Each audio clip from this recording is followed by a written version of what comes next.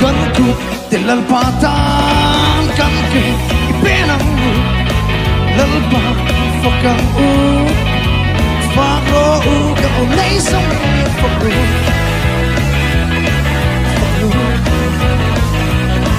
ka onay song hiyan lalpay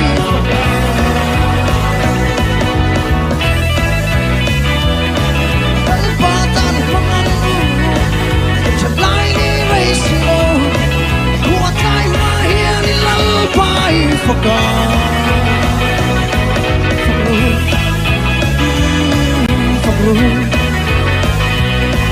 kan onay song hiyan lalpay fakang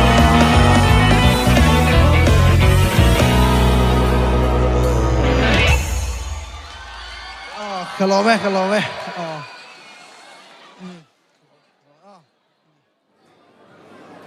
Cần rơi thì em tới rơi.